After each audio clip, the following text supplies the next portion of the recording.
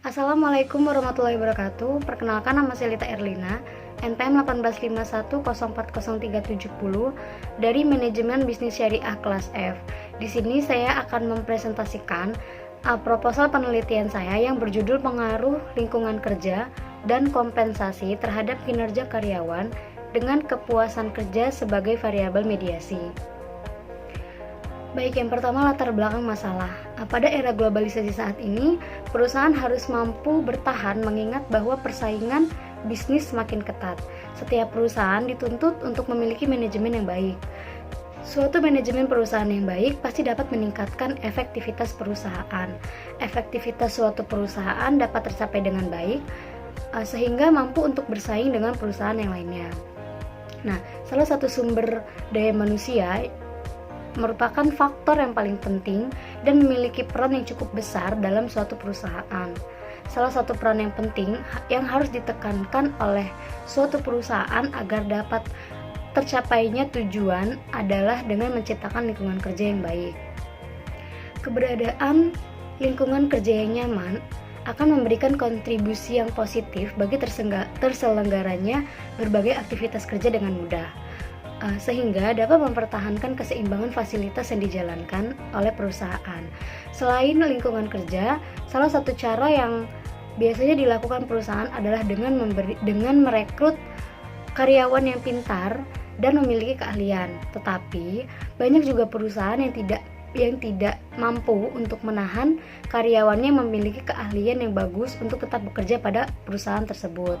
Nah, sehingga karyawan tersebut akhirnya memilih pindah ke perusahaan lain. Dalam usaha mencapai tujuan perusahaan, permasalahan yang dihadapi semakin kompleks seiring dengan perkembangan teknologi di era globalisasi ini. Salah satu cara untuk menjamin tercapainya keselarasan tujuan, perusahaan bisa memberikan perhatian dengan memberikan kompensasi kepada karyawan, karena kompensasi merupakan hubungan timbal balik antara perusahaan dengan karyawan. Dengan adanya kompensasi tersebut, maka karyawan dapat merasakan kepuasan kerja yang tinggi dan dapat meningkatkan kinerjanya dalam melakukan berbagai tugas dan kewajiban yang diberikan oleh perusahaan. Dari latar belakang tersebut, maka peneliti mengambil sebuah judul, yaitu Pengaruh Lingkungan Kerja dan Kompensasi terhadap Kinerja Karyawan dengan Kepuasan Kerja sebagai Variabel Mediasi. Baik, selanjutnya identifikasi masalah. Adapun identifikasi masalah dalam penelitian ini adalah untuk mengetahui seberapa besar pengaruh antara lingkungan kerja, pemberian kompensasi, dan kepuasan kerja terhadap kinerja karyawan pada sebuah perusahaan. Selanjutnya ada rumusan masalah. Berdasarkan latar belakang yang telah diuraikan, dapat dirumuskan pertanyaan penelitian, yaitu yang pertama, apakah lingkungan kerja berpengaruh positif dan signifikan terhadap kinerja karyawan? Yang kedua, apakah pemberian kompensasi berpengaruh positif dan signifikan terhadap kinerja karyawan? Yang ketiga, apakah kepuasan kerja berpengaruh positif dan signifikan terhadap kinerja karyawan? Dan yang keempat, apakah lingkungan kerja, pemberian kompensasi, dan kepuasan kerja berpengaruh positif dan signifikan terhadap kinerja karyawan? Selanjutnya ada manfaat penelitian. Dari penelitian ini, peneliti berharap dapat membantu dalam mengelola sumber daya manusia, dalam mengembangkan dan mempertahankan kinerja karyawan pada suatu perusahaan apabila indikator-indikator tersebut dapat berpengaruh dan signifikan terhadap kinerja karyawan. Selanjutnya ada deskripsi teori. Yang pertama ada kinerja. Dapat disimpulkan bahwa kinerja adalah suatu hasil kerja yang dicapai oleh seorang karyawan atas apa yang telah dikerjakannya sesuai dengan standar dan kriteria yang telah ditetapkan oleh perusahaan. Selanjutnya ada kepuasan kerja. Kepuasan kerja merupakan keadaan emosional yang menyenangkan atau tidak menyenangkan bagi karyawan terhadap pekerjaan yang dilakukan. Oleh karena itu, organisasi atau perusahaan perlu memahami dan memenuhi apa yang dibutuhkan oleh para karyawannya. Lalu ada lingkungan kerja. Lingkungan kerja merupakan segala sesuatu yang ada di sekitar pegawai yang dapat mempengaruhi diri pegawai dalam menjalankan tugas yang dibebankan oleh perusahaan.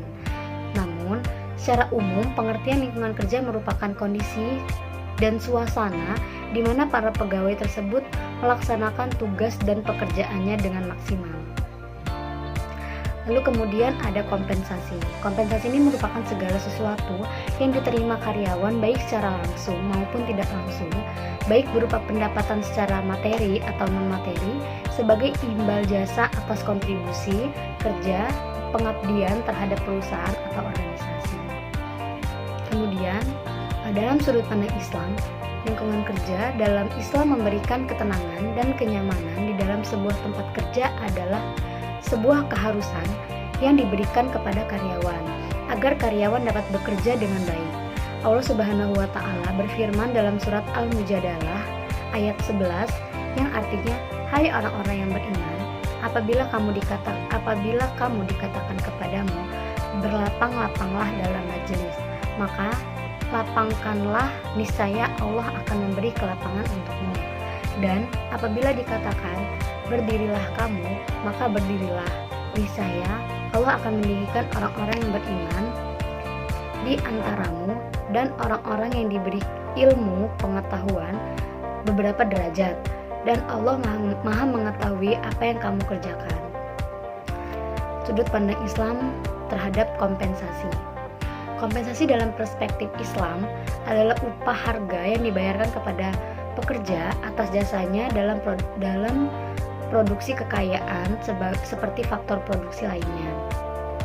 Islam menawarkan suatu penyelesaian yang sangat baik atas masalah upah dan menyelamatkan kepentingan kedua belah pihak. Nah, sebagaimana firman Allah Subhanahu wa taala dalam surat At-Taubah ayat 105 yang artinya, "Dan katakanlah, bekerjalah kamu, maka Allah dan Rasul-Nya beserta orang-orang mukmin akan melihat pekerjaanmu itu, dan kamu akan dikembalikan kepada Allah yang mengetahui akan gaib dan yang nyata, lalu diberikannya kepada kamu apa yang kamu kerjakan."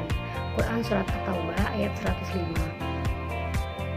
Dan ada Quran surat Al-Ahqaf ayat 19 yang artinya, "Dan setiap orang itu memperoleh tingkatan sesuai dengan apa yang telah mereka kerjakan, dan agar Allah mencukupkan balasan perbuatan mereka dan mereka tidak dirugikan." Selanjutnya ada kerangka berpikir.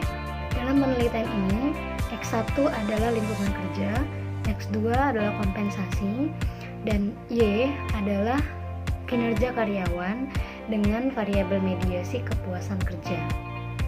Hipotesis merupakan jawaban sementara terhadap rumusan masalah penelitian, di mana rumusan masalah penelitian telah dinyatakan dalam bentuk kalimat pertanyaan menurut Sugiono 2012.